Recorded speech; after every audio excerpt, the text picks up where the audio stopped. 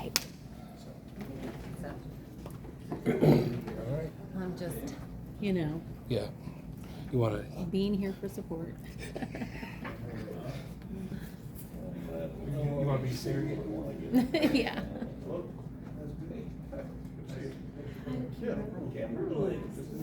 You read? Yep. Sean Murphy, pleasure to meet you, man. Let me get a crowd in this. I'll be talking about this tonight. Welcome to read it, comment, anything you think. Alex, where are you gonna be? I was walking around just. There. We'll sit one seat apart. You'll have plenty of room because there's still room coming. There's what? Yeah, it's just the four of you. Hi, buddy. It old? That's a reasonable thing.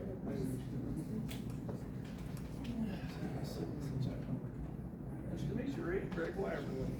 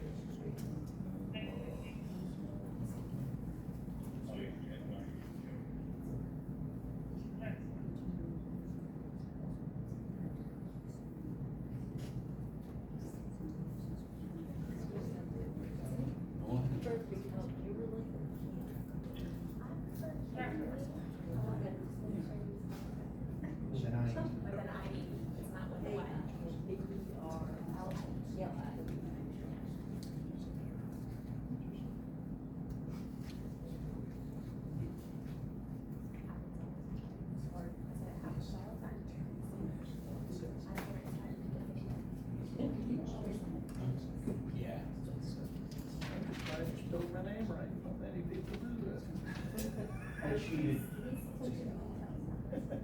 I cheated. I read it off. I hate this baseball money. It's what the Scottish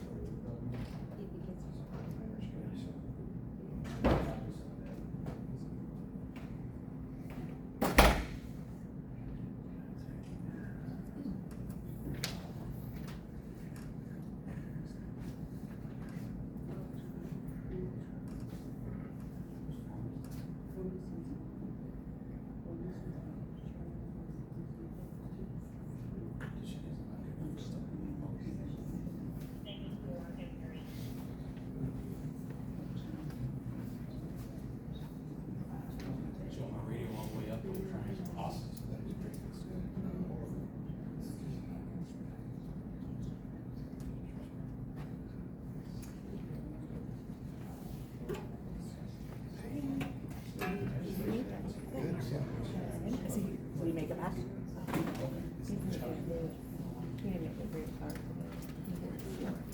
I'll be right back. Let's do. Yep. That's blasphemy from Italian. I know. Olive Garden? It's a running joke. Okay.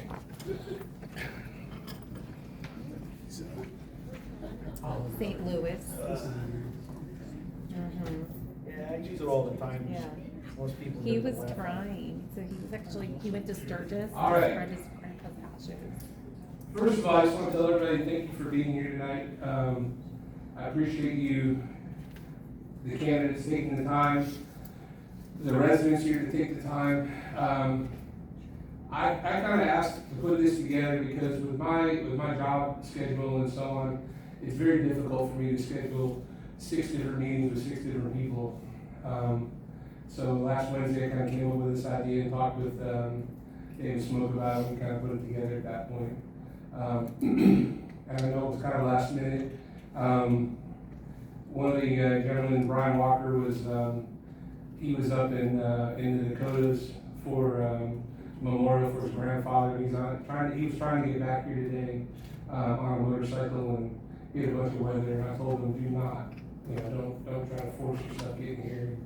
And then Mr. LaCroix, he sent me an email yesterday. He had a prior commitment. He was unable to be here too, but he sent me some information. So first of all, like I said, I just want to tell everybody thank you for being here.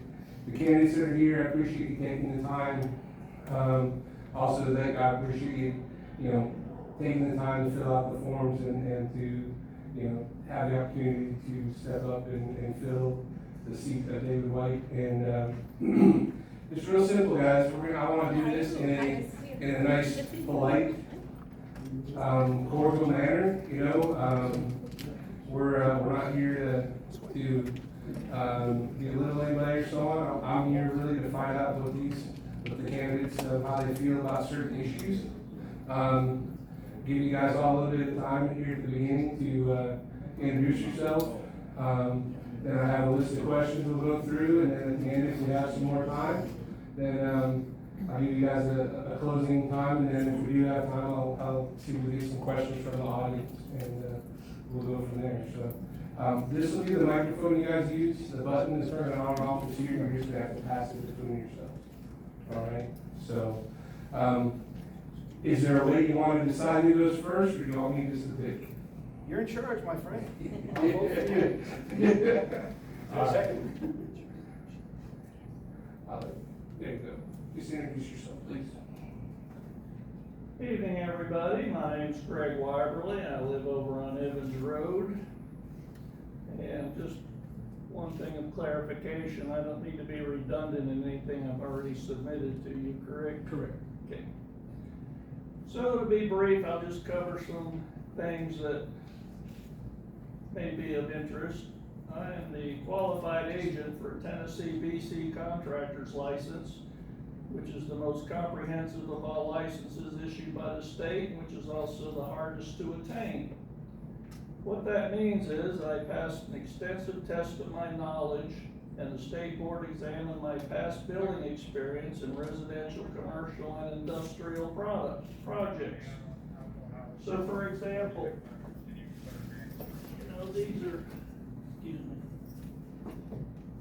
these are some of the areas of my expertise, including OSHA, concrete mixture, pipe excavation, structural concrete, the IBC, which is International Building Code, the IRC.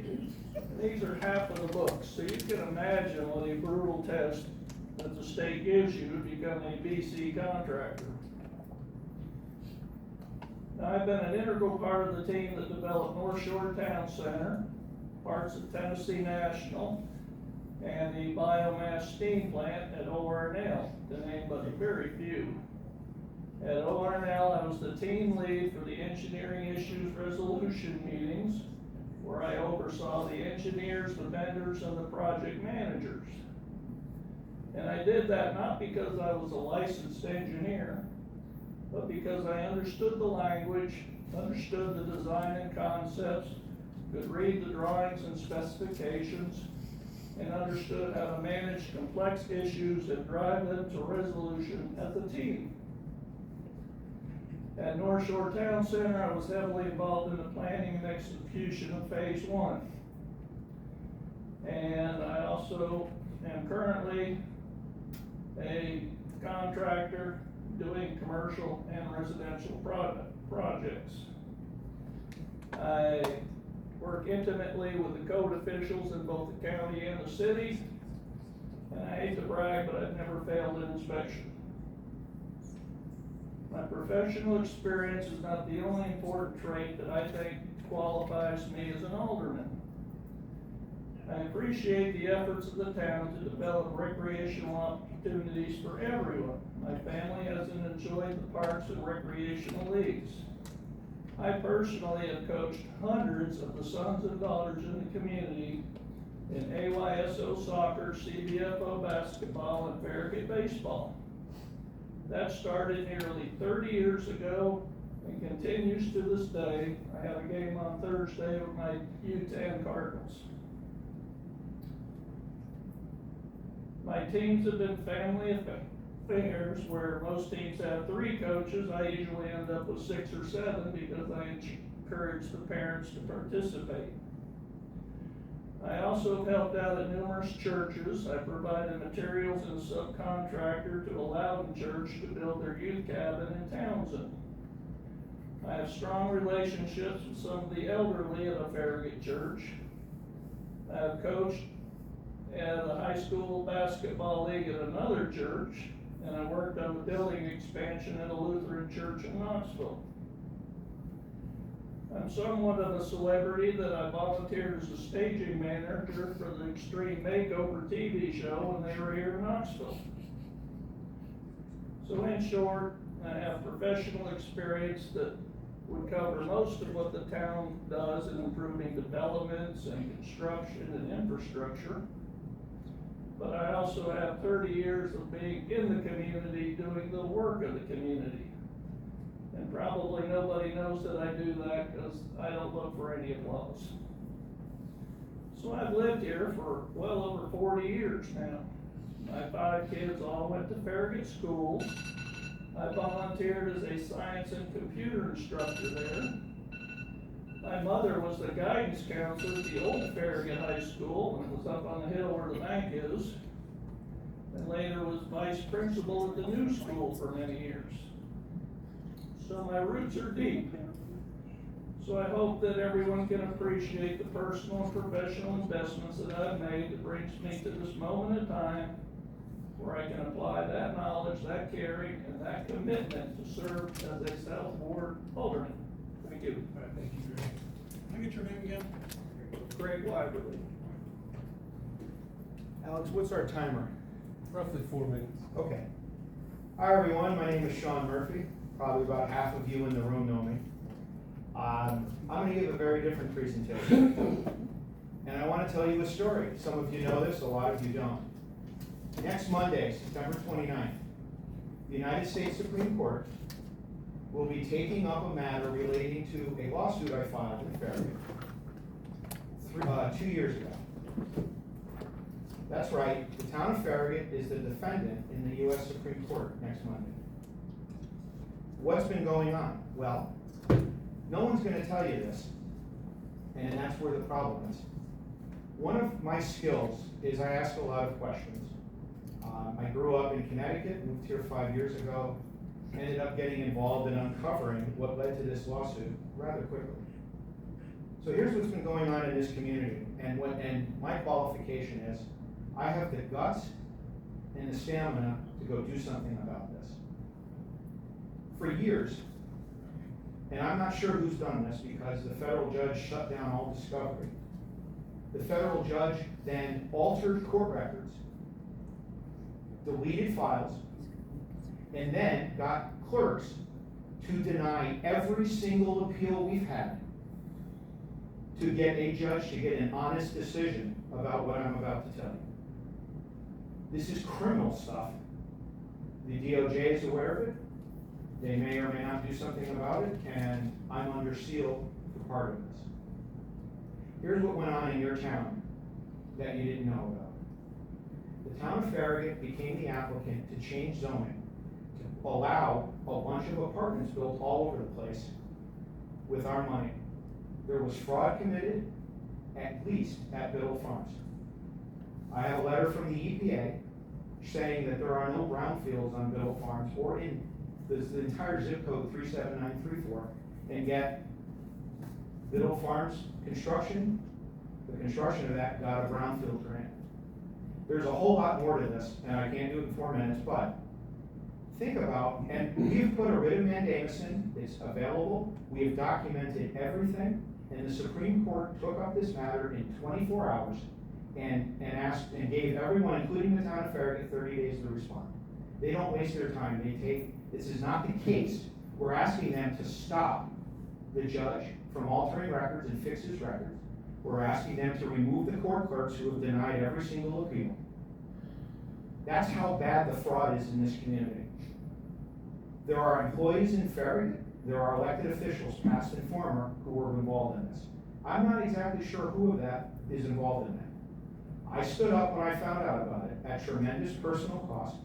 And by the way, the Farragut Press is a defendant in that suit because they were writing articles, which we have copies of emails, to help Ron Williams and cover up exactly what went on in Biddle Farms. We were never told the truth, and the Farragut Press published an article that they knew was false because they had the email saying that was how it all came about. I've been lied about. There are people in this room who have attacked my character, who have lied about me, who I have had my life threatened. This thing is a mess. And here's what's been going on. People in this community have been breaking the law. They've been destroying this place, colluding to do this. This has gone on all over the state of Tennessee. I'm confident saying there's $2.5 billion in taxpayer fraud just in Farragut, and it's in the hundreds of billions in Tennessee. This goes all over the place. It's what we jokingly call tinfoil hat conspiracies. The reason why if you've heard something bad about me, that's why. Because I stood up against it. I can defend anything I say, and will gladly do that. And I put it all out there, and some of you have read it. We need to fix that, and I will be the one who will do it. Thank you, Sean. Hello everyone, I am Kimberlie Parks. Many of you think you might know me, but I'm going to guarantee that some of the things I'm going to tell you tonight that you have no idea who I am. First of all, I am a mother of 3 beautiful boys. They all go, well, my oldest goes to UT and the other 2 go to Farragut on the Farragut football team. And I have a very big servant heart, and I help with the football team. They probably every single day. But my servant heart didn't start here. I'm originally from Yuma, Arizona, and that's where I joined the United States Navy. And in the Navy, while I was deployed, most people, sailors, drunken sailors, that was not me. When we would pull into port, I would actually go out to the communities there, and I would volunteer my time. The first one was in Dubai, where I did riding for the disabled, and we helped the disabled children ride horses. The second one I did was in Malaysia, and that was we renovated an orphanage, exterior, but not the interior. But that experience really grew on me. So the next port we pulled into was Singapore. And in Singapore, we went to another orphanage, but this time we got to treat them like we got to teach them how to brush their teeth. And I got this one little boy. He wanted to eat Play-Doh instead of build a car.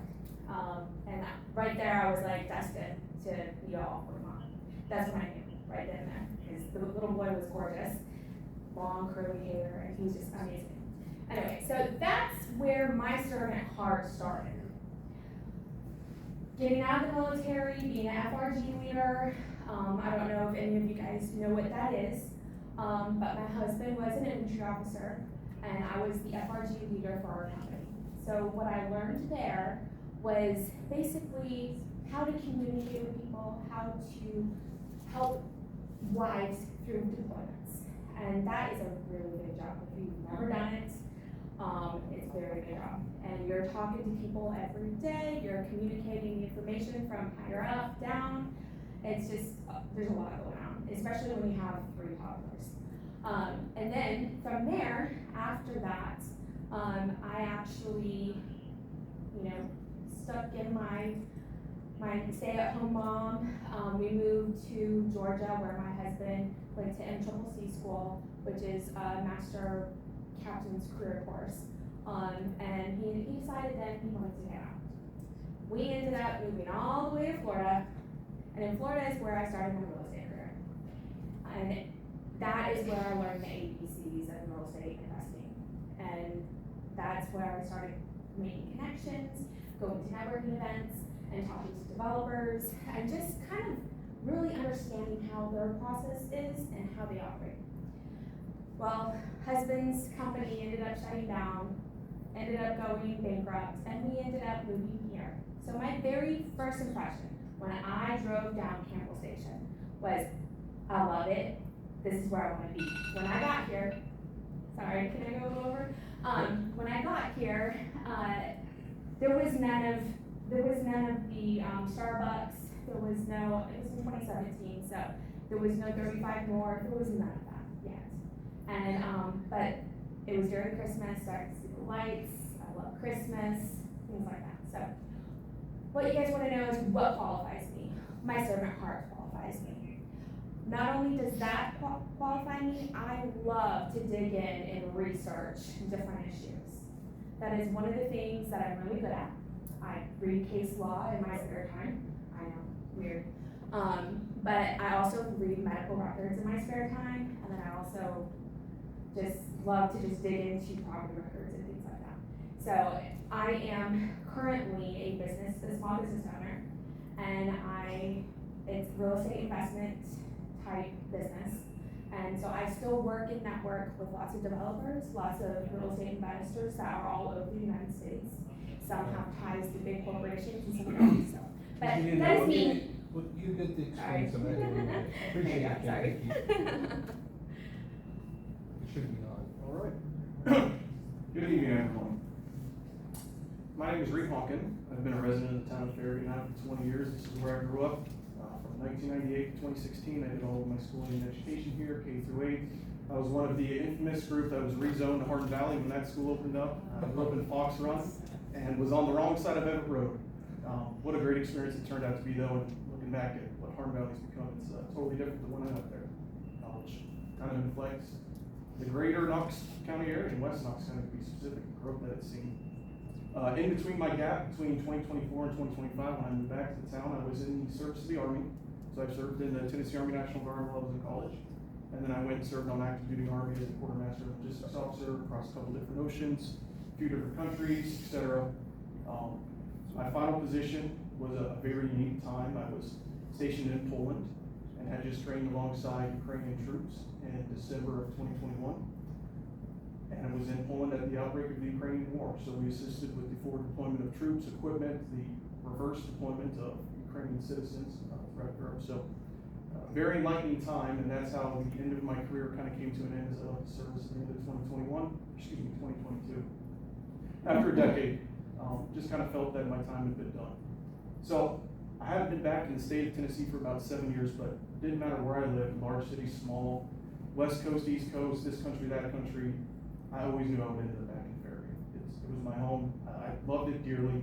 It's such a unique city, a great culture with a fantastic education system and just wonderful people, honestly. Growing up here was a great privilege for me. So when I moved back, I got involved with the town recently.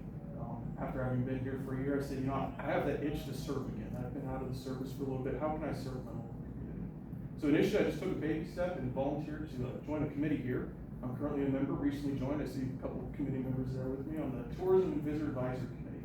How can we get people to come to Farragut and spend their tax dollars and help the town with their initiatives? Join the marketing subcommittee with that as well. And with that, I said, I've lived in a lot of communities, and the thing I've learned most about all of them is when I've left them. I learned more about them after I've left. I said, I don't want that to be Farragut. I lived here for so many years. What can I do to learn more about the town? Well, fortunately, the town has a great program called the Intro to Farragut program. I'm currently in the class, and I tell you, having lived here 20 years, I've learned more in those 2 classes as I have those entire 20. From the employees of the town, from the information they've given from the longtime residents up here beforehand. And so I was involved in those 2 things long before this became an opportunity, an unfortunate opportunity, but an opportunity nonetheless. And meeting the requirements, I said, I feel called to serve. My father was an alderman many years ago. My family's always been heavily involved in the community. And my reason for putting my name in the hat is not because I believe I'm the most qualified individual in the community. It's not because I have the most credentials. It's because I believe I'm a competent, capable individual, and I wanted to give the town an option. I think the biggest tragedy for the town would have been had 0 people apply, and the next would have been 1 or 2. Because the town deserves the best individuals to keep driving the change in the town scene, maintaining the high quality standards that everyone expects, and doing the right things that the community needs. So that's the type of person I believe myself to be, and what I want for the community, and that's why I put my name in the hat. So I look forward to speaking to you all more. All right. We're gonna start with you since you got the microphone. All right. Now, like I said, we're gonna go through, all of you get the same question, and then, try to keep your, you don't have, if you wanna sit down, it's up to you. Obviously, they're very directed questions, so there should be very directed answers, all right? So we'll start with this one. Why do you want to serve as a South Ward Alderman, and what are your top 3 reasons for applying? And then finally, I think most of you already touched on it, but how long have you been a resident? Yep, I'll start at the back. So 20 years, approximately 20 years, scattered. There was a big 8-year break in between. As I was employed by someone else. Why I want to serve the town, I touched on a little bit. I love this town, I love what it's become. Seeing the change when I came back from growing up here to now is phenomenal. There's a lot of other communities around that have not seen the same quality growth. And the zoning laws and the great employees and the people and the education system really kind of defines this community. There's a lot of challenges that it has recently, as the Knoxville Metro has. And I wanted to be a part of providing a level-headed, unbiased opinion to help drive the change in the town. What was the second question? Like 3 reasons for applying. 3 reasons. 1, I said I believe I'm a capable and competent individual, and that's what the town deserves. I hope that all of these individuals up here with me are, so that the town is the best option to choose from. Second, I grew up here, I love this town. It's where I want to be, it's where I want my family to be. So I want to see it be successful. Because if you get enough of the wrong leaders, people that make bad choices, Farragut 45 years from now could be very different than it has been in the past 45.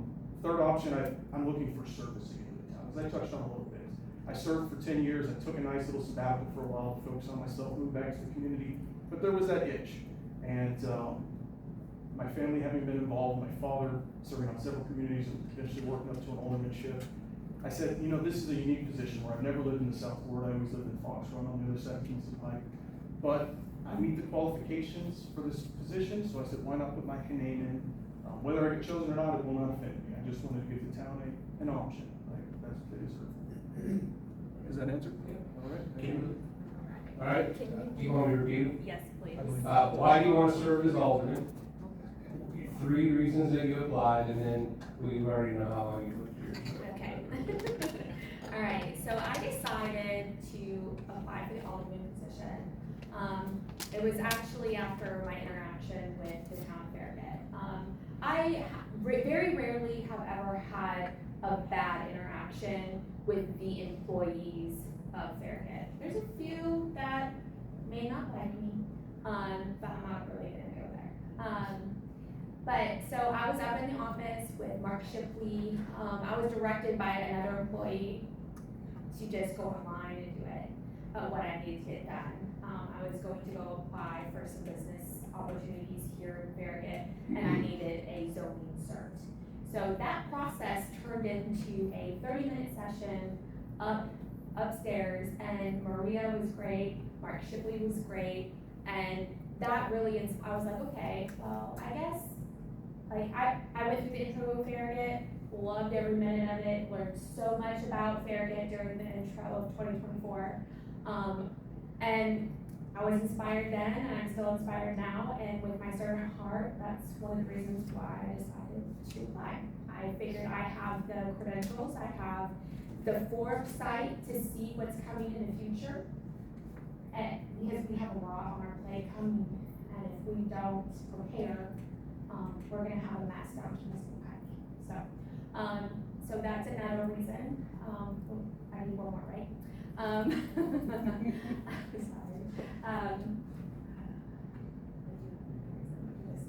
Blanking here. So another reason why I applied is because the things that are going to go on down the road are going to affect me, they're going to affect my children. I plan on retiring here and staying here for the rest of my life. And if I can do something to help make that easier, not just for me, but for my family and my community residents, why not step up to the plate with the skill sets that I have, with the research that I have, with going and talking to different developers. Actually, so I-40, they're already drilling they're already growing, just so you guys know, for the I-40 interchange. I got notification of that yesterday, with some of my connections. So we need to get started on planning now, and that's one of my big things. Sean? Want me to read it again? No, we're good. I grew up outside New York City. I have the New England and New York personality. I'm a very strong guy. I don't know how to sugarcoat things. I know how to be straight, and I'm not gonna apologize for being that way. I'm not gonna try to come off harsh in what I'm about to say. I have spent the last couple of years of my life dealing with legal matters and researching what really is going on here.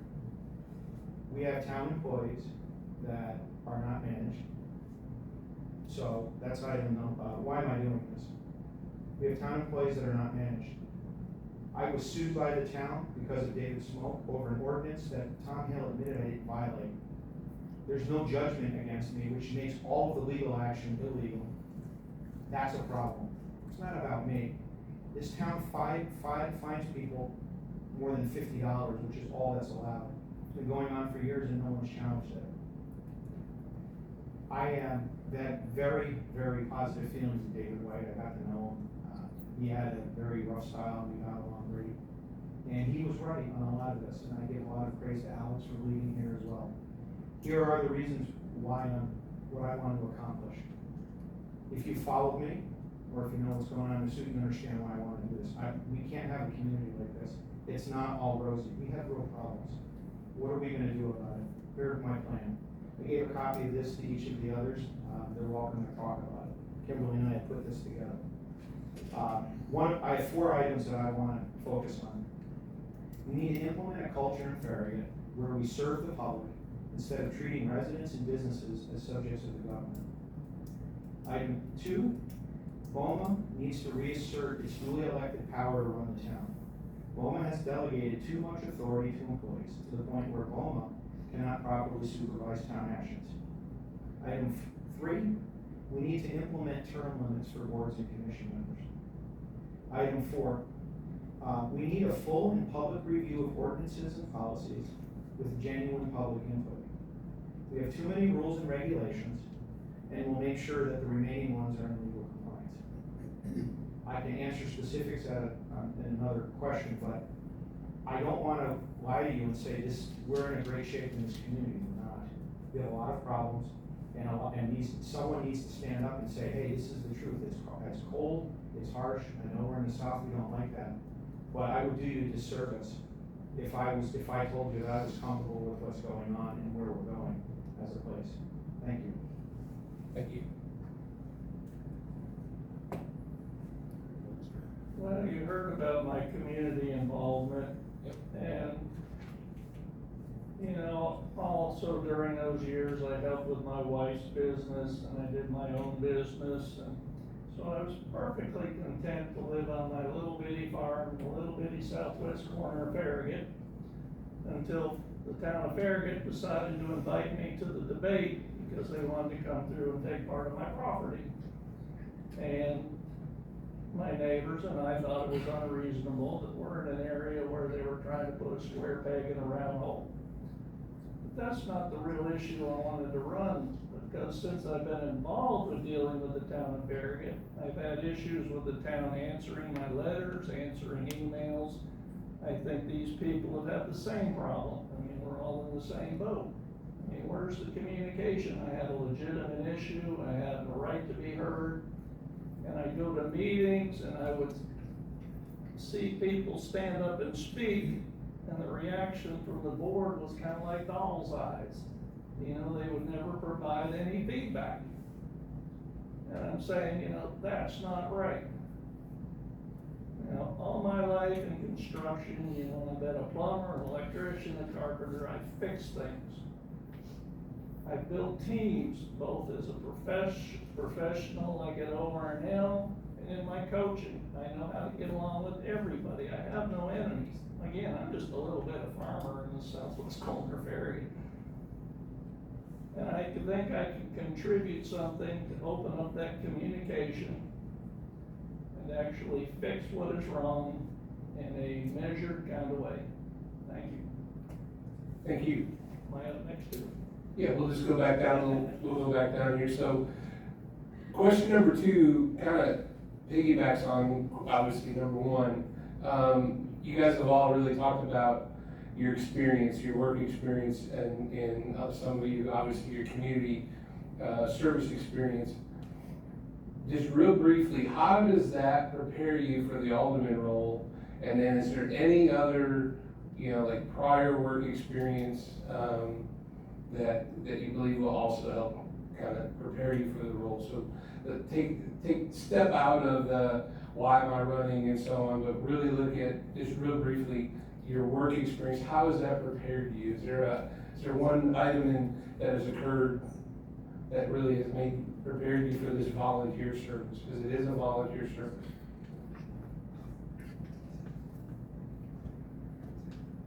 Well, just 1 second thought. Sure.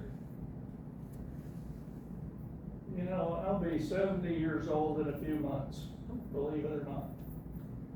My father's 99, my mother's 98, they're both going strong. But in that 70 years, I've experienced kind of the Forrest Gump thing in life. I remember when JFK was assassinated, I was in 2nd grade with a teacher announced it and made a prayer. I remember when Martin Luther King was shot.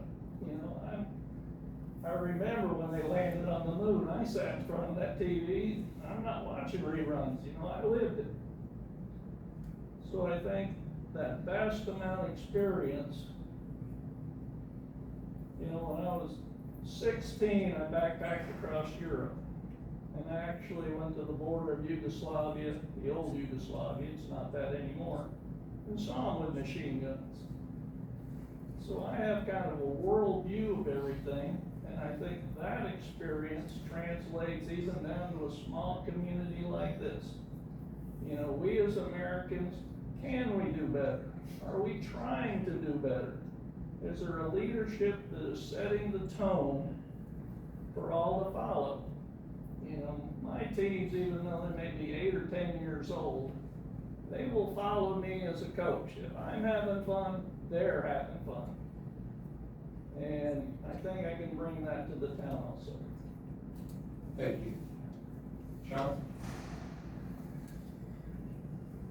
I have a very different background. I haven't been employed since 2001. Been an entrepreneur my whole life.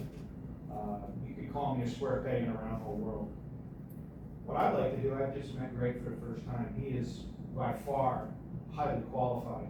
The fact that he went through an OSHA book, that right there, you earn my respect. No, I'm being serious. Here's what I'd like to do. I'd like to get to know Greg. He's an honorable man, knows a lot more about things than I do, and a lot of things. I'd like to sit down with him on my 4th item and talk about whether our codes in Farragut are really appropriate. Do we need all of them? Are there some we don't need? Because I've talked to a lot of contractors. I've even had contractors knock on my door and ask for help. They saw my famous yard displays and figured, and probably someone will speak their mind. I've had the privilege of working with Kimberlie Parks for a number of years.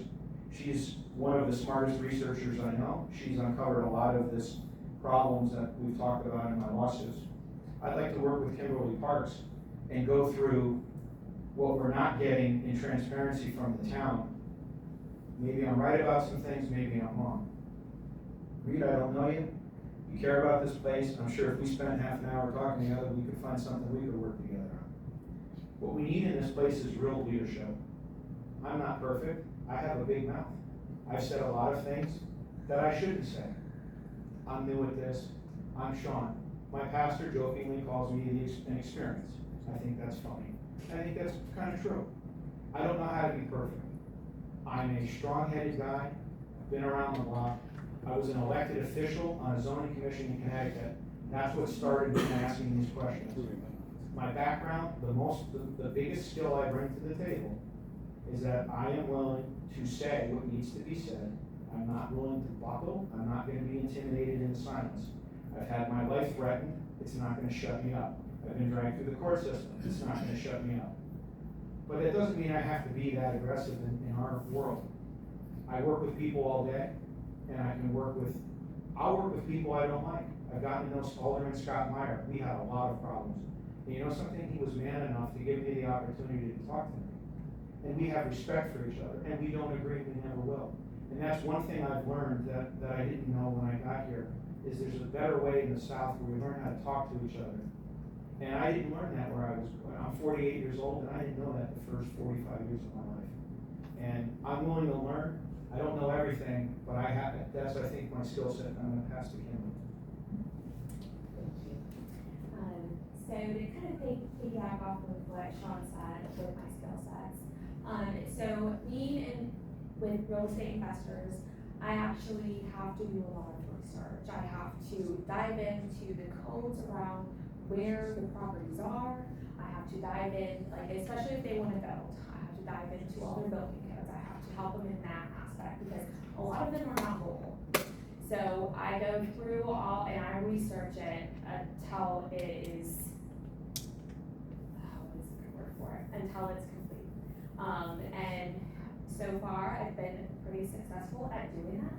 And in my spare time, as Sean has said, I have been doing a lot of research on the town of Farragut. I've been diving into all of the files.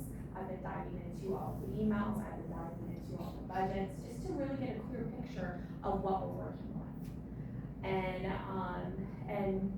I mean, it'll come out eventually, my findings, but as of today, I'm still not completely done. So,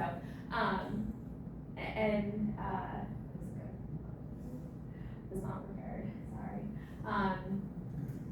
So many of you guys know about me. You guys know my online presence.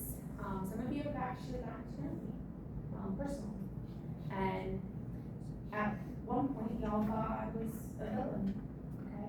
Just remember, Kim, this is what qualifies. Sorry, I got off track when I made that moment, so.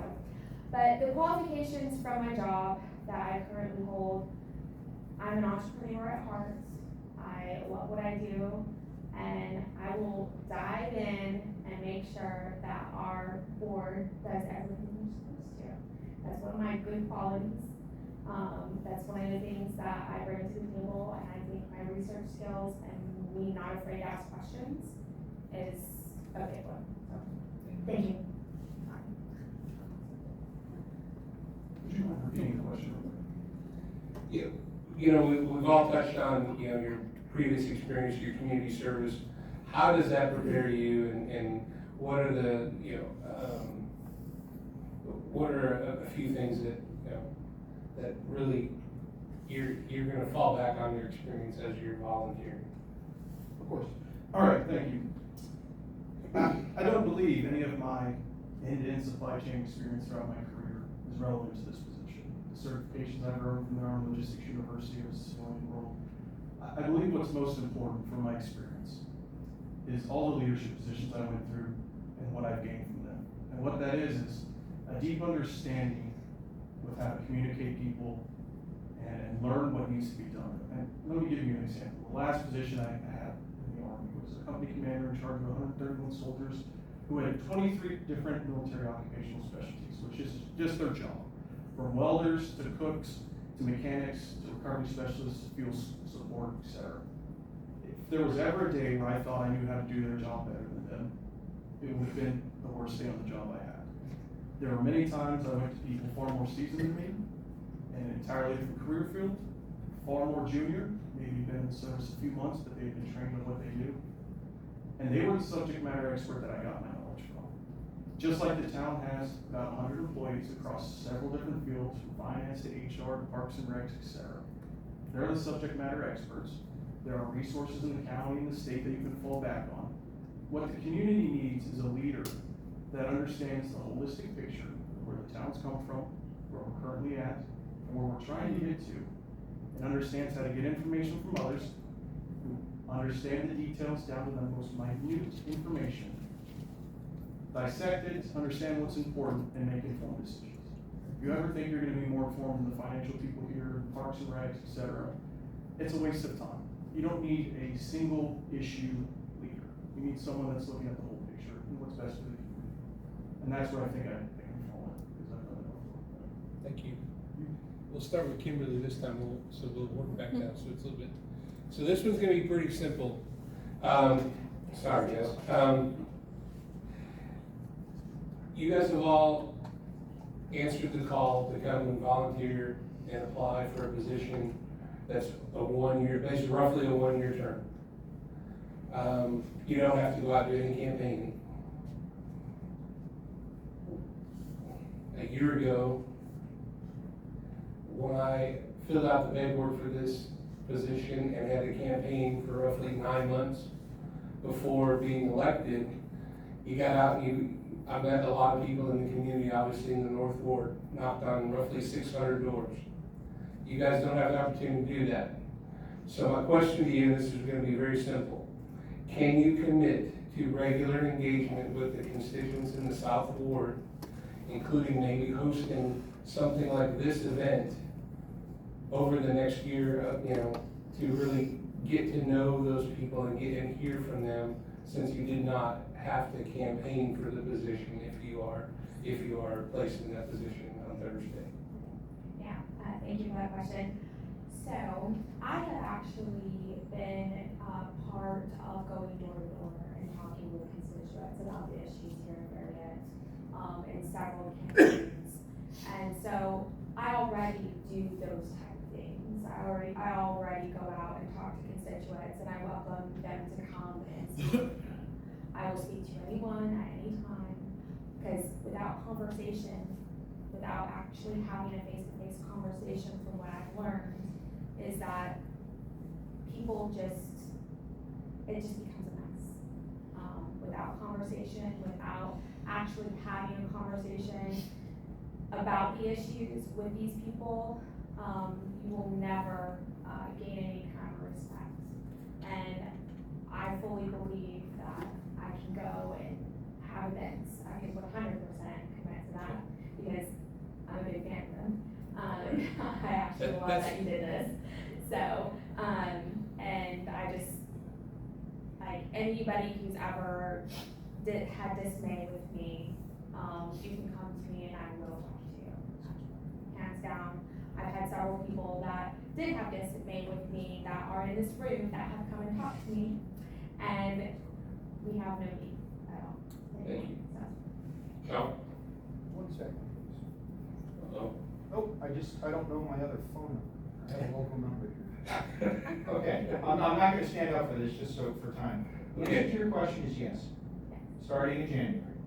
Item 5 on the plan that Kimberlie and I worked to write, we will have a full and public review of ordinances and policies with genuine public input. Already committed to that. I was not aware of Alex's questions beforehand. You can call me at 865-422-7071. All right. Thank you. Charlotte? Well, in my experience of managing lots of projects, I've come to learn to manage by exception rather than trying to cover the whole gamut of issues at once. So there's some people in the town that, are perfectly happy in their house, have no complaints, don't interact with the town. And then there's those that, we hear about quite a bit that are quite frustrated with the town. And that's the kind of person I would want to meet.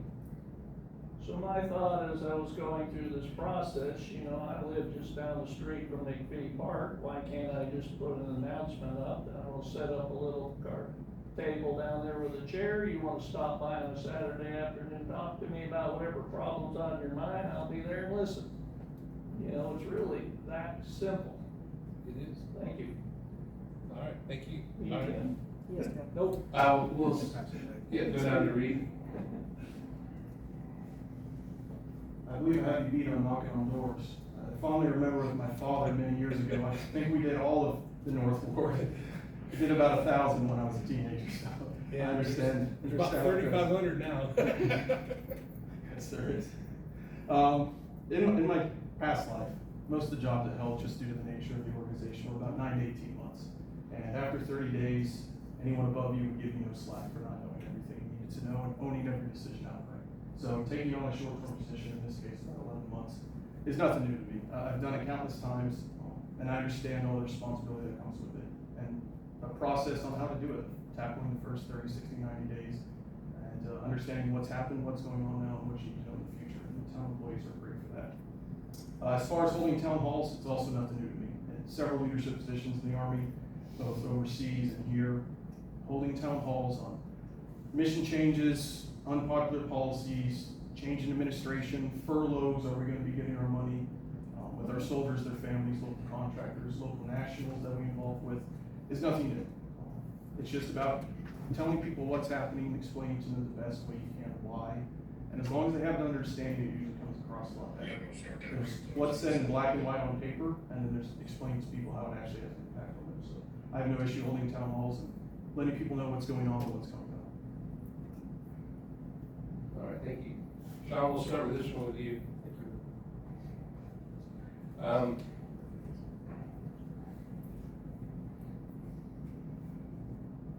gonna kind of edit this a little bit because so you guys, I've only asked you to commit for an hour, so we have roughly 12 minutes left. If you want to stay longer, you're more than welcome to. And the audience, the same thing. We run over a little bit and you want to stay, and if you do have some questions, we'll see where we're at time-wise. But I do have town and Farragut employees here who have been working all day, and I want to respect their time also. So, as we know, this is a volunteer position. It's going to be roughly 11 months long before they're either you run for re-election or somebody else runs for re-election. As a volunteer in the South Ward, this is very specific. How are you going to approach issues when it comes to zoning changes, development projects, especially the potential use of eminent domain while protecting the right to private property? I've started a Substack page called Citizen Monitor. I've written an article probably about 6 weeks ago about this. The town administrator, David Smoke, tried to use eminent domain illegally on Turkey Creek Road. Knew it. Had Jason Zachary, our state representative, try to get a legal opinion from the Attorney General, which wasn't given because there's an active lawsuit on Turkey Creek Road. Just so you folks know, that affects people across the street from me, not me personally. So I'm already on the record on this. It is illegal under Tennessee law to use eminent domain for any recreational activity. A greenway is a recreational activity. I absolutely, under almost no circumstances, support the government taking private property. Nothing for a sidewalk. The other challenge with, in specific Turkey Creek Road, is you have to close that road for a while and drill out rock. So I do not, eminent domain is supposed to be very, very limited. It's the Kelo versus New London decision from Connecticut will be eventually overturned, hopefully in this term. Government should not be taking property for anything like greenways, recreation. You get into some gray areas, and it really depends on the situation about widening roads. But as a general rule, I'm a hard no, and be willing to talk about where it would be a yes. Did I answer the question directly? Yes. Okay. Great. Well, I'm sure some of you have heard me talk about Evans Road when they tried to put a greenway through there, not once, but now twice. And if you heard my comments, you may think that I'm against greenways. Well, I'm not against greenways. You know, I live next to McPhee Park. My kids have been to all the parks. I see everybody out walking their dogs. You know, the greenways are a valuable part of the community. It's just on the Evans Road that it's kind of inappropriate because you're trying to put a square peg in a round hole, because we've got horse farms there. I'm a farmer. It's substantially rural, where people have been there for over 40 years. It hadn't changed in 40 years, but yet the town wants to make it a subdivision. When it comes to other property, you know, they had the same issue up on Sonia Drive, that they wanted to expand the road and sidewalks up there, and the neighbors opposed it, and that came to a halt. So I think that's kind of an example of the way it should be. You know, you can go to the neighborhood, you can say, this is what we'd like to do, you know, do you people want to do it? You know, talk to the people, don't force it on them. Now, from an engineering point of view, you know, there may be a very isolated incident where you have to use eminent domain because the features of the geography just don't fit it. But it seems to me, just from what I've seen on Evans Road, it's the first resort, not the last resort. That's what I'm against. Thank you. Reed?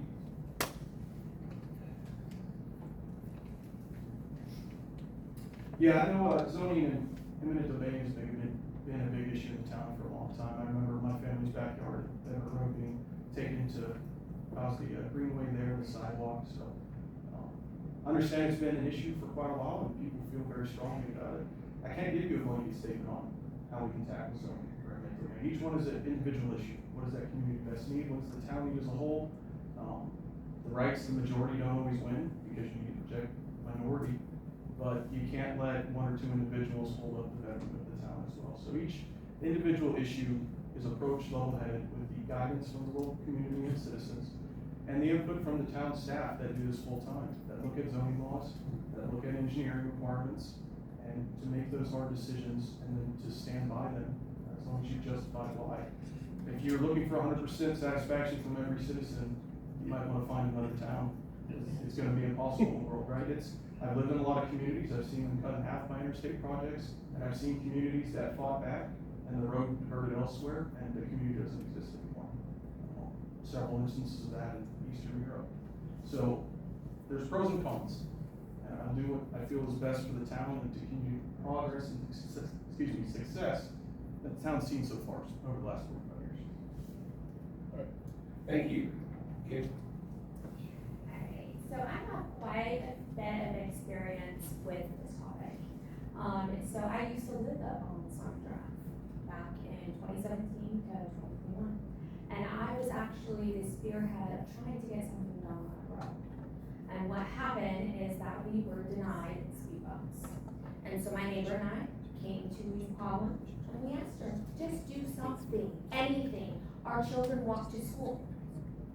She told me, we can't afford to put in sidewalks, because at that time, everybody on my side of the road was in agreement of putting a sidewalk there. And then people had sold off and all that, and so now they no longer want it, because they got speed bumps. So the story is that we just wanted something done, anything, whether it was speed bumps, putting sidewalks in, it didn't have to be all of it. So that was my first kind of rodeo with the town of Farragut. And since then, so I think we should tread lightly when it comes to eminent domain. I think we should engage before a plan is even in place. We should engage those residents that may be affected and talk with them. Talk about the plan. Because the reason why majority of the people that have issues with the plan is because they weren't involved in it from the get-go. And that's where I feel that the town of Farragut falls short, is communication with the people that it affects. And so my first thing I would have done is I would have gone to those citizens and been like, here's what we're planning on doing. And get feedback, start from there, and then go forward. But I honestly don't feel like you should force somebody to give over their property for a greenway. And I'm not completely sure on the legalities, as I'm not an attorney, but I'm pretty sure it's not completely legal. So, thank you. Thank you. All right, so we're gonna make this the last question here, guys, because we have about 5 minutes, so this can be just a real. A last statement. You get that?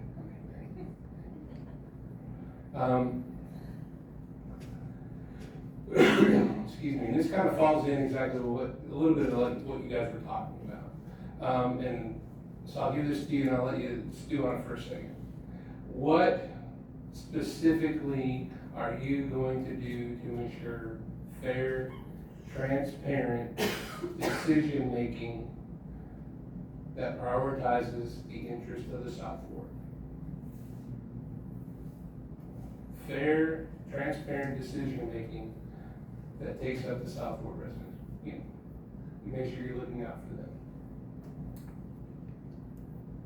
Well, again, my concern was going to some of the board meetings is, you know, people come up, they're frustrated.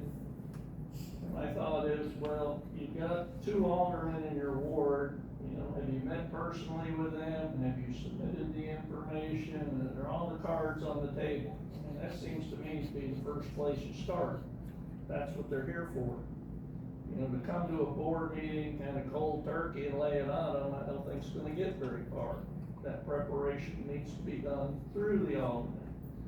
And so that gets back to the original question, are the aldermen accessible to that? Or do they have their own agendas? Because if they have their own agendas, whether it be on greenways or widening roads or putting up an apartment, I've come to find that they're not listening, that they're not neutral in the debate. So that's really one of the reasons for my candidacy to be fair and neutral arbitrator. Listen to the people it affects, develop a strategy, bring it to the board, then get action. Thank you. Sean? Thank you. Transparency. If you come across me, you know what I'm about. You may not like it, you may not like everything I do. I see some people here that I've worked with that I don't always agree with, but I have respect for. I've learned, which I did not have the skill when I moved here, to talk to people. I talk to all of the current aldermen. We have a cordial, friendly, professional relationship. We may argue at times and we disagree. That's a skill I didn't have, and I'm still not great at it, and I probably won't ever be. But I do my best. You deal with me, that's what it's about. In terms of transparency, I've been very transparent for a couple of years now. It's all online. I don't delete stories. We have the citizen monitor. You can see all the stuff I've talked about in the last couple of years in Farragut. I'll back up anything I say. I have no problem doing that. And I think that's what we would have to do here. One of the advantages I have, I didn't grow up here. I haven't been here for decades. So you know what I do? Pick up the phone. I'll call Alex. I'll call Drew Burnett. Obviously, if I'm an alderman, I can't have private, you know, have sunshine laws. But, yeah, I know. Sorry, man, I didn't mean to do that. But this is just what I do, is pick up the phone, find someone smarter than me, because I'm only good at a few things. My accountant's kept me out of prison. That's a joke. My accountant's great. He handles that for me. My lawyer handles his things for me. So that's really what we need is, look, I gave you my phone number. You know how to reach me. Drop me a line through Substack. You can find me on Facebook. I'm not hard to find. You wanna know something? Just, you know, I may not be able to get back to that hour, but I think that my actions show where I'm at. Thank you. Can you repeat that question one more time? Yeah, what steps are you gonna take to ensure fair, transparent decision-making priorities that prioritizes the South Board and protecting the residents? Right, so, one of the things that I feel very, personal about is the way that our current board operates. They go and they have one-on-one conversations with the town administrator. That's where they ask all their questions. I wanna see those questions. I wanna see how their decision-making process is. I don't want them to just go up there and say yes to everything. I want them to go up there and I want them to ask the questions so the public can hear them and be completely transparent. That is one of the things, one of the values that I will bring to the table. I will always ask my questions. If I ask them behind closed doors, I'm gonna ask them in front of the doors. Because I don't feel like that is transparency. Another transparency is, I would ask the town admin to be more transparent in his reporting to the board, as he has not been completely transparent with things that are going on behind the scenes. So that's another thing. I think transparency, not just from me, but from him would be required as well. Because I have so the town of Farragut did not get their budget certification in 2024, and none of the aldermen knew. And when I told them about it, they were all shocked. So that's the kind of transparency that they need to know. They are voting on these budgets. their name is behind it on the agenda in the minutes, right? So shouldn't they know that their budget approval didn't get approved by the state? Anyway, so that's one of the things that I feel strongly about, that the aldermen need to be very transparent, not just with the citizens, but they need to be transparent with the employees and the town administration. But I can promise that I will be 100% transparent. As you can tell, I don't have a filter. Thank you. Oh, yeah, sorry. I think the biggest issue is the lack of knowledge of available resources. I understand everyone cannot make the planning commission every month or every board, mayor, and alderman meeting. Some go quite long. I do have memories of former planning commission meetings going to 2 a.m. when my father would return. They used to be quite lengthy. It's usually a matter of knowledge being available to everyone. And the town does a good job of having that knowledge. It's a matter of making sure everyone knows it's even available. I don't think most people know that they can go and view every single recording that's ever happened, all the way back to 2011 of the board, mayor, and alderman meetings on YouTube. Full meetings, you can see exact history that's been going on. Same for every committee. Most committees are open to the public and people don't show up. So we can look at changing times committees, see if they're more feasible, getting that information out. But the first thing I would do if someone comes to me with a complaint is say, here's some resources. Have you ever heard of these? What can we do to make these more knowledgeable? If someone knows where to find an answer, they're less likely to get frustrated when they hear about something and they don't know where to find a resolution for it. If they can find the write-up about it, the last minutes from a meeting, a video covering it where you can see what every speaker said and the town employee's justification and recommendation, it goes a long way. So I would get after continuing to utilize the resources that we have, just advocating them more, making them more well-known, and post it, right? We do a great job of letting everybody know to come and visit town tourism events. We could also do that for the town's meeting and upcoming projects, right? And just for transparency, I do sit on the tourism committee along with Reed, so we're there a lot, and it's something close to both of us about getting people here. So, all right, I'm gonna give each one of you roughly 2 minutes to give your elevator pitch. So imagine the doors closed and you're in the elevator for 2 minutes going to the top. I don't think I'll take the full 2 minutes. I've spoken a lot. You all know who I am now by this point. I love this community. There's a reason I want to serve it. It's where I want to be for the rest of my life. And I think a unique perspective I bring is a younger mindset for the town. Right? I would have to live these decisions for longer than anyone in this room. And I've been living with decisions that my family's made about this town for many years. So I understand the weight of this opportunity. And like I said at the beginning, I may not be the most technically knowledgeable in every specific field covered, or even the most capable candidate in all of Farragut. But I believe myself to be a level-headed, unbiased, nonpartisan individual that will approach each issue individually with rigor it needs as a capable and competent individual. And I wanted to give the town an option, right? Like I said before, the worst thing that could have happened is no one applied for this position. The best thing is to give the alderman making the decision multiple choices. Thank you. Thank you. In closing, guys, so I'm not perfect. I'm never going to be perfect. And going forward, I can tell you I will do my absolute best to do everything I can to hear you, to listen when you guys need it. When you guys have an issue that you need to be solved, I will be proactive in making sure that you are taken care of.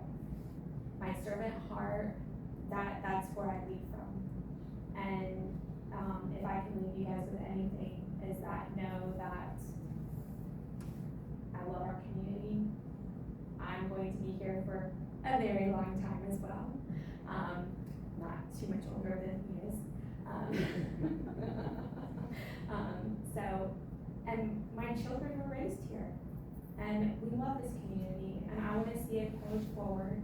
I don't want our citizens to become frustrated with us, and I want to be able to basically save the world. So thank you guys for having me today, and hopefully talk to you. Thank you. By the way, you don't look a day over 31. Wyoming. I'm hated by a lot of people in this community, I'm respected by a lot of people in this community. If you're involved in Farragut, you probably have an opinion of me one way or the other. And who I am will never change. I've gotten better. Pat Lee spent a lot of time with me, good man. Was very patient with me, because this is a different world than where I grew up. Here's what you're gonna get with me. I've been straight with you. Give you my phone number. We can talk. You know where I've been reporting all this stuff. I have all the facts, I got all the documents. I could put you to sleep with 3 hours of this. I wouldn't do that. Our country is in a mess. This area votes Donald Trump over 60%. I'm not a Donald Trump, but I understand what he's facing. I've seen this myself. It's not cheap to deal with this legal stuff that I have. It's affected my health. I'm not in good shape. I'm not that old. I'm 48.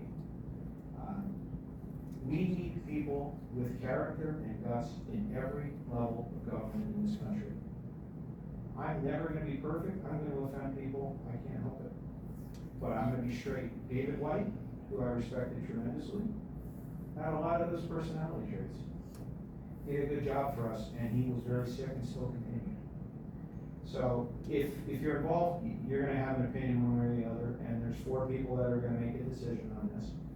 No matter what, these issues that I brought up tonight, with the help of Kimberlie, they're not going to go away. These are real issues. I'll defend them, I'll explain them, and I'm going to keep talking about it, because we can't continue on the course that we're on in Farragut of this country. And the question becomes, is there somebody who has the guts to do something about it? Thank you.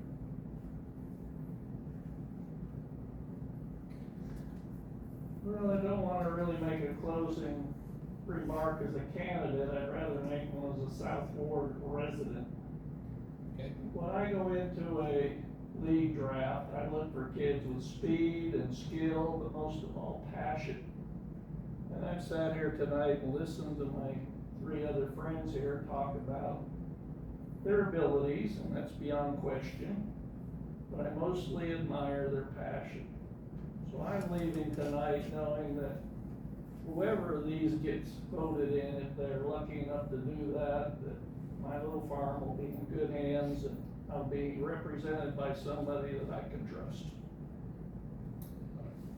Thank you. All right, it is now 10 after 7.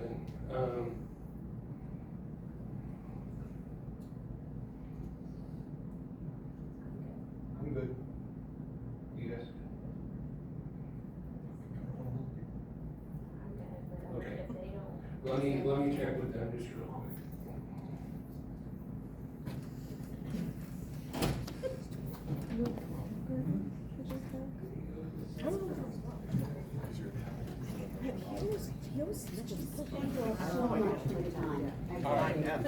Guys, we can. I don't get it. They can go another 20 minutes.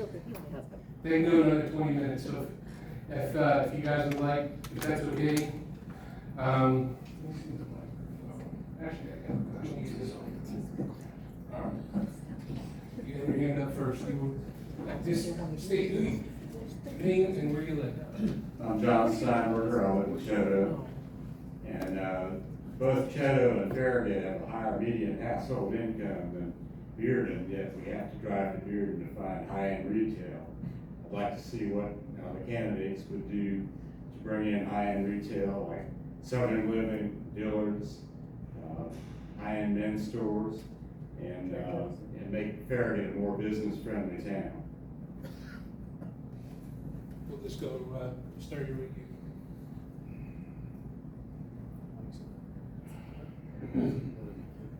All right, good evening again. So I've had the unique opportunity when growing up here to see how much pushback there was initially for the Turkey Creek developments. No one wanted it there. They didn't want to lose the movie theater at Town Eagles. They didn't want to have Costco going at that intersection. So there's going to be, to bring in businesses and turn turn residential areas or convert spaces that are close to residential areas to these types of business users, seeing public pushback. So first we have to find the justification and the need for it. Is there a budget shortfall? How do we justify extra businesses taking up space in the town? And then second, finding businesses that they're willing to come in. You know, Turkey Creek is very robust, it has a lot of options. Most of the options you're talking about went to the Knoxville side, unfortunately. That's just how the split came in. There is a robust amount of businesses here. There's not a ton of high-end shopping. And how I think that's going to be addressed going forward is when the town in the next few years hits its population plateau, when every parcel that could be possibly developed is developed, the town will be working on other initiatives like bringing this community up to the high standards people continue to expect. Right? I've had the fortunate ability to live in other communities similar to Farragut, one called Carmel, Indiana, which is very, you know, well, yes. Okay, yeah, it's like this town on steroids. Very, very nice. And those are things and projects that we can work on as a community over the coming years. Once the infrastructure and the construction is done, and we can bring them into the town community center, right? How do we get people to shop at these places? We need to make them highly accessible. Not in a corner of town, not in Turkey Creek, no more development there, it's already busy enough. But in the town center where people can walk, leave high school, go shopping, live, that's a place that I can see some high retail. It's like the jewelry store that just went in. So I hope that answers your question. You want to? I know, just start. Okay, thank you, John, for your question. So, I wanna approach these type of developments, gently. We wanna start with the smaller high ends to bring them in. Either we start with what's available at the town center, or we can start traveling down Kingston Pike, down to where Ingalls is. There's empty, I'm told there's empty space down there. There's also empty space at Steinmart. It's a bigger opportunity there. And I mean, we would have to approach these businesses and talk with them. And with my background, I feel confident that I may be able to get some things done there. Maybe not Dillard's, but maybe a smaller type of high scale development. I do want to continue to keep this small town feel. We can still have those things and keep that small town feel. So that is something that I think I can help with my connections. Thank you. John, thanks for your question. This is not an easy answer because, again, I'm gonna tell you the truth. Business owners do not wanna come to Farragut. The reputation here of how the town treats businesses with codes and enforcement and signage and all of this is, quite frankly, terrible. You fix the reputation. It's great that you wanna have a nice place. I'm not against that. You wanna ask a company to put millions of dollars into this place, and you treat them the way that businesses have been treated here. And I talk to these people all the time. I just had a conversation last week of a business that left here years ago. Not one person from Farragut ever called them. So this is something in my field. We have a change going on with online commerce. That's gonna impact us. But where Farragut's going, I grew up in Connecticut, in Fairfield County, which was in the 80s the most affluent part of the country. I've been to Greenwich, Connecticut. The first selectman there is a personal friend of mine. He's a good guy I want to reach out to. If we turn around Farragut's reputation, and we do that very quickly, you want to be strong, that's fine. You're an expert on codes, I bet you can find some great help for us here. We fix our reputation, companies will want to come. I can pick up the phone, write a letter to the CEO, call the media department, it's not that challenging. But you've got it, when you're asking people to put the kind of money into this, they cannot be hassled over every little thing. And that's what goes on here. Again, cold hard truth. Fix that, we do that. And another thing is, it's not the government's position to decide what businesses come here. We need to create an environment that is not hostile and friendly and open, so these people will want to put their money in. They will, because this is a place in 10 years, it's gonna look very different. It's gonna look a lot like where I grew up. And understanding that, we have to put us in a position to be there, and we're not doing those things now. You can, and Farragut can be a really, really cool place. Everyone knows I've been very critical, because I've seen great things. And I'm not very patient with things that I see are a problem. So John, thank you for your question. Thank you. Well, I think there's 2 points to that. I was around when Walmart got driven out of the town because of the way the town treated them. I may be wrong, but I think they just wanted to expand their garden area. And they'd had enough of the town and out they were gone. Second thing is that, you know, shopping has changed over time now. Ask my wife. I get packages every day. It's all internet stuff. So can the town really support a big infrastructure of shops with the limited space it has available?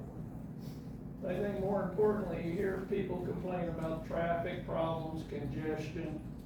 And I think the point that Kimberlie made earlier, you know, do you want a bedroom community or do you want a party room?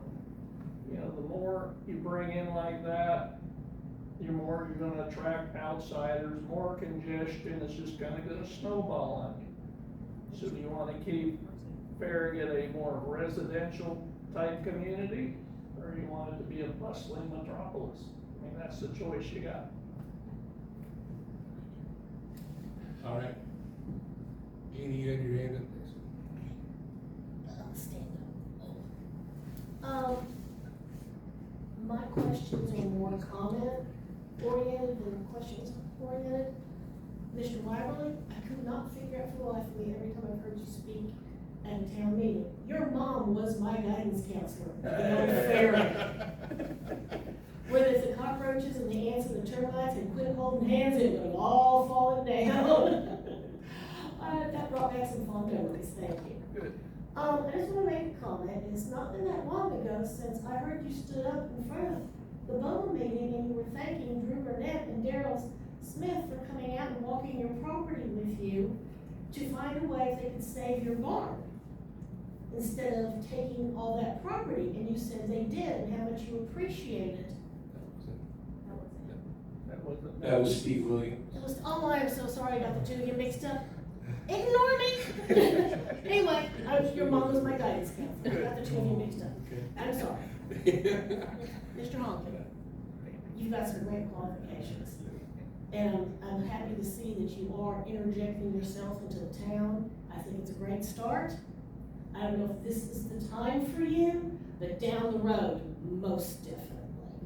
You've got a lot of good ideas, and you're the only one I've heard say, I love our community. So that means a lot to me because I love our community.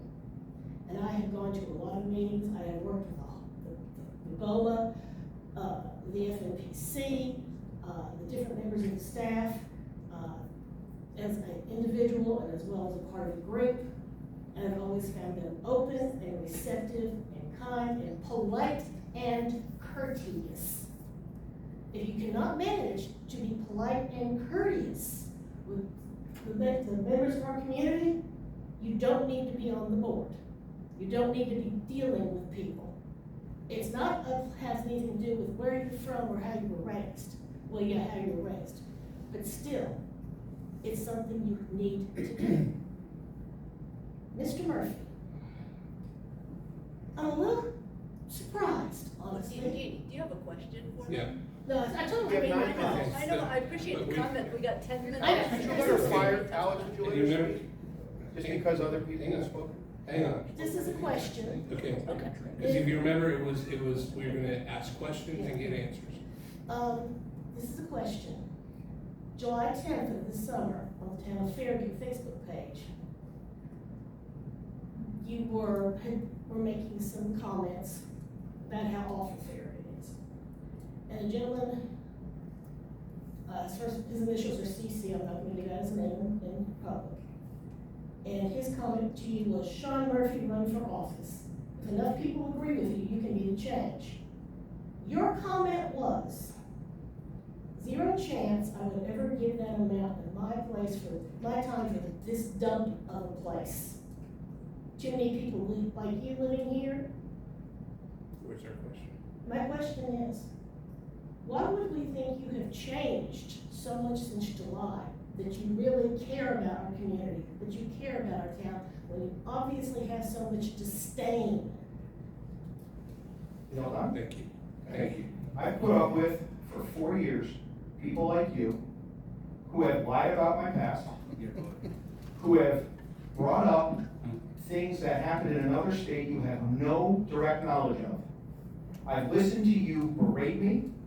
You specifically, you got a response from me today I didn't see on it. Facebook. I didn't see it. You're one of them.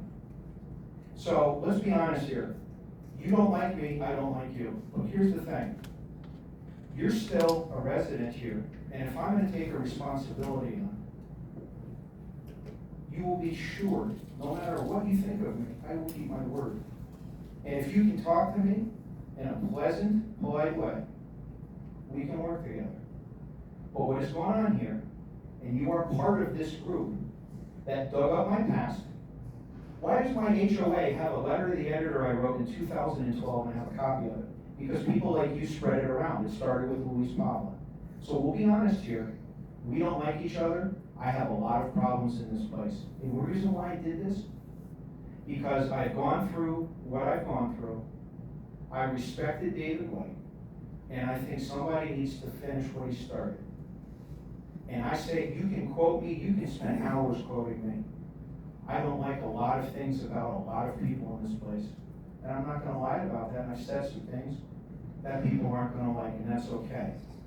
But when you go out, and the people like yourself have acted the way you have toward me in this community, don't be surprised when you get the same negative back. So how come you get so mad when I ask you to provide documentation and proof of the things you just said? Jeannie, what, Okay, that's all. I'll leave it we there. had our question and answer. Well, this is weird, we were talking, my name's Jared Bruce, I came from Carmel, Indiana about 4 years ago, so I had some kind of like context in my mind of what Farragut would become, okay? The land of 130 traffic circles. They said that if the sister patron of roundabouts is the saint for Carmel. And first of all, for Murphy, you have had discussion before, you had some humility moments there where you're like, humble yourself, so I'm applaud you for that. So I've heard you talk to a pastor stuff, good stuff, man. So thank you, honestly. Thank all of you for being here. Thank Alex Cain for actually putting this on, because this is helpful. This is honestly helpful. So the context with me today, Camp Carlson had an interpretation of what, like the town center and all that's gonna be, because I experienced what it can be. So let's understand that. You probably know, I live right next to the lake, you know what I'm talking about. So today I was at a bio conference.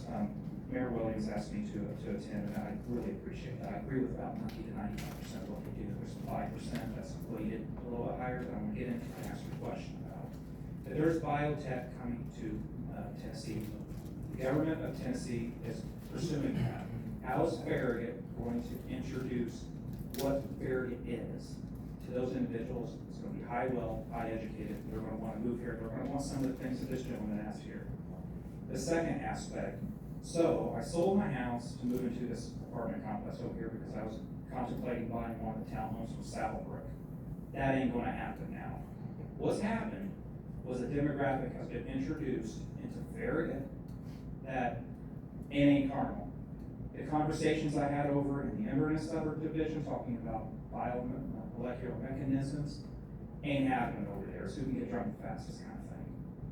So what can we do to make that, there's some nice parts to it. The town center part's nice. What can we do about the more transient part to it? That's my question. Anybody want to dive into that first? We'll start with you. If you're familiar with where he's talking about with Bill Farm, they built the apartments, and then they're getting ready to build townhomes behind the apartments as part of the what? Let me clarify something. So I've sat down with Saddlebrook, who's building the town. They're going to be beautiful. They're going to be colonial builds. The issue is what you're going to be next to. So the loser in this is going to be Saddlebrook, and that's not fair to them. So I just want to know what can happen to either zoning or enforcement or what have you, to make sure the clientele that's coming here understand the Farragut brand, what needs to live here. I think at that point, we're talking, we'd have to look at our, tourism department and different departments like that, that try to, you know, impress on developers, so. Well, my mother lives down in Tellico Village, and the same issues I hear here, I hear from her from Tellico Village. They're building too many houses, the congestion's awful, it's just a mess down there too. And the reality is that, you know, one time Farragut was an outlier in the county. But as the population is migrating now to North City, you know, we're gonna be surrounded by everything in no time flat. So that's the reality of it. So can we maintain that high level? You know, it's kinda like Hoover, Alabama. You know, right next to Birmingham, you got, you know, pretty much an inner city, but you got Hoover that's very high end. I think they've managed that very well. I don't know how they accomplish that, but that should probably be a role model for the way Farragut approaches it, to kind of, you know, maintain a border amongst the population that's just gonna surround us in no time.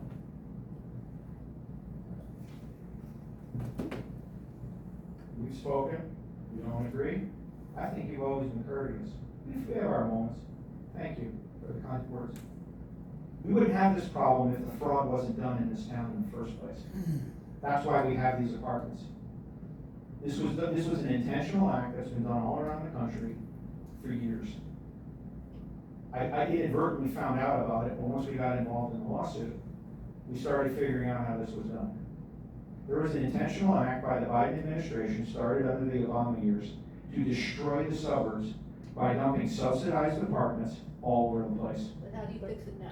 Let- That's what I would fix it. Yeah, that, I was gonna say, Sean, how, what, give me It's a nothing second. to do, Let me Nothing finish. to do with what you're talking I understand, I'm gonna finish. We're tight on I time. understand. Here's how you fix this. It's not even, I went in the Supreme Court, the judge is off the case. it's on Loop We are Road. going to ask to have it all torn down because it was committed with fraud. But I cannot talk about, I'm under federal seal. So I can't answer this directly, but I know the answer. There is a process when you commit fraud against the government, like was done in Farragut, that can be dealt with. There is a process. I can't say anything more than that because I'd be violating federal law.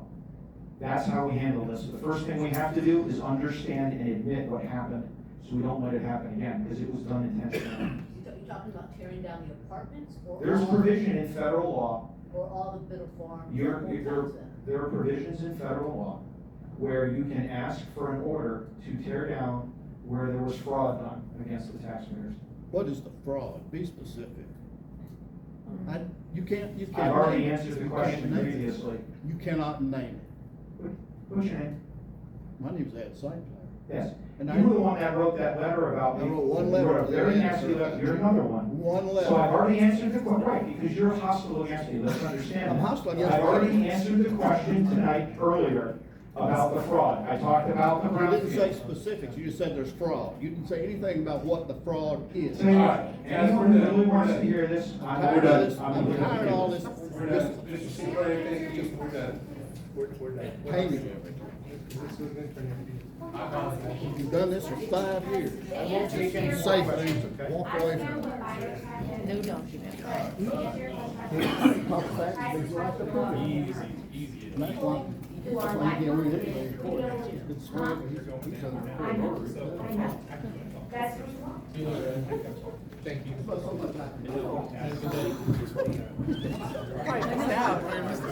Thanks, Alex. Did a great job.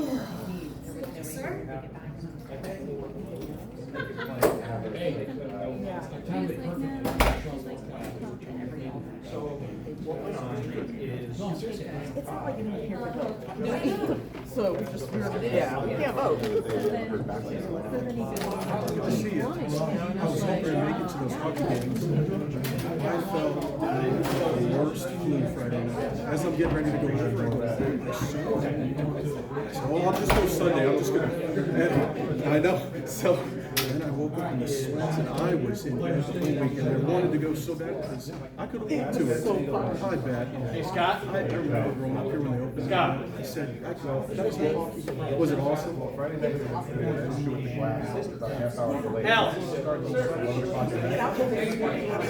Triple. When I saw that, I go, I assume they did it so that they don't mess up people's high school football. But if a game's ended at midnight.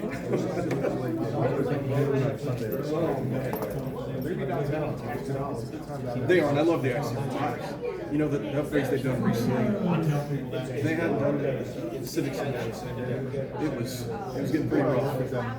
For next year to have a reasonable time frame. So that's the women's team has done that a lot now too. The builders are going to their first season. It'd be really difficult, especially when the construction is done at an intersection. Because that water is now going on for See it too.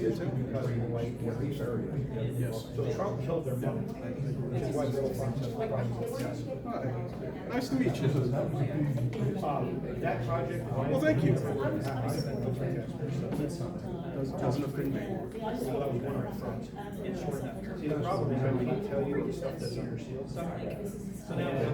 If you know about that. Like I said, I just wanted to throw my name in the hat.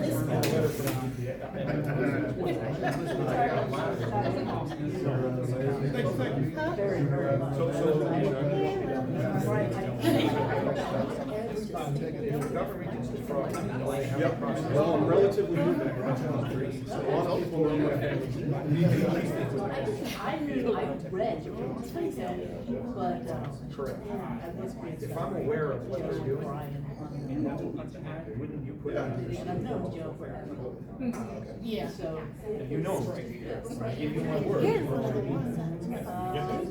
My brother was in Iowa. He's brought out. Okay, no, I think I've seen him. Right after the call. Yeah, right now. It's the best. It's the best committee. Find out what's going on.